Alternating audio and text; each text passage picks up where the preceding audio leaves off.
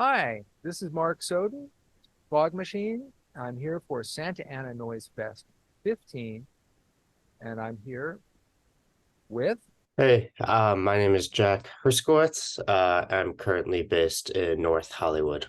So, our first question is what started you down the path to what you are presenting at Santa Ana Noise Fest 15? Yeah, it's been a long time coming of sort of the way that my practice has changed over time. I really started out as a jazz saxophonist, and then I discovered sort of, contemporary, whatever, classical composition in college. And that was this weird gateway drug into experimental music. I really have always loved improvised music.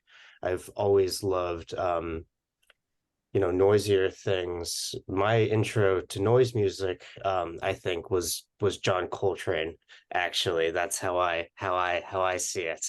And then later I discover Merzbow, and I discover it's like this weird trajectory. So I really have to thank I was a saxophonist. A lot of saxophonists who incorporated noise, multiphonics, things like that into their playing, to really spark my love of noise. And then sort of bit by bit, my practice changes. I start doing sort of free improvisation on the laptop, performing with different types of musicians, and then that sort of changes into a solo performance laptop practice. And then here we are with what's happening now for Santa Ana Noise Fest, which is a new piece or performance or set, whatever you want to call it, that I did for NorCal Noise Fest back in October, which is a piece with just using my laptop.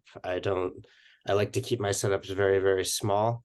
And so I'm just using my laptop and a teddy bear with contact mics on it.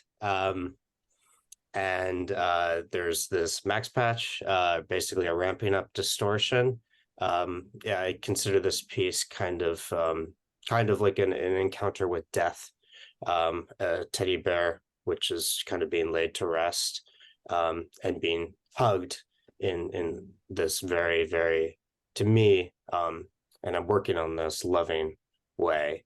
And so I take this teddy bear, I actually wrap it in cellophane, which is kind of reminiscent of very, very Twin Peaks-esque imagery, and hug it. And sort of this starts off extremely quiet and ramps up to something that's like blisteringly loud and noisy. And so, the idea of me performing myself, especially when my background was like writing music for other people and doing something super theatrical like this, is to me it's exciting, and it shows sort of this growth in my own practice. Well, wow, that sounds great. I can't wait to see it. So, how do you prepare for a performance? Totally. Yeah, it totally depends on the performance, right? So for something like this, I do practice. I practice in my bedroom, um, by myself. Sometimes I actually, will show other people and get feedback. But I do want to get a sense of of how my body moves, especially because there's a real big movement element in a piece like this. Um, and sort of what are the things that I'm inclined to do, because I've learned things from performing it a lot. I think when I did it in the past, I've learned that like when I get in a room with a lot of people, I have this inclination to like really move a lot. But I've decided that the movements need to be smaller, more subtle, more like trembly, rather than sort of these giant body convulsions. So that wouldn't happen without practicing. On the same vein, though, if I practice too much, you steal the magic, especially with a piece like this. And there's something about me getting up there on stage in the moment. I don't know who's going to be there. I don't know what the vibes are going to be like, and that's ultimately gonna affect what it is that I do, especially with a piece that's like so emotional like this. So I don't want to get it too mechanical, right? That's gonna be it's gonna be no fun, and it's probably gonna be worse for everybody if that's the case. And so that's how it works for a piece like this. But for other things, it's totally different. Like when I do a lot of, improvised music, when I improvise with people, we usually don't practice. Sometimes we do just because we like want to play together at least once to make sure that we like what each other like what we do, to see if we need to then not practice for every other time that we play together. So I'm it totally depends, but I consider this like it's very much it's a piece, it's a composition or a set. Again, same thing, you can call it whatever word you want. To me they all mean sort of the same thing. um yeah, some element of practice is cool. So, do you have a favorite piece of gear that you will be using at Santa Ana Noise Fest 15 you would like to introduce? Yeah, for sure. I mentioned this before, but I usually just use my laptop. Um it's something that I think it's an interesting thing. It's I don't I love analog gear for the sense of the physicality of it, for having, having knobs, buttons, these physical interfaces in front of you.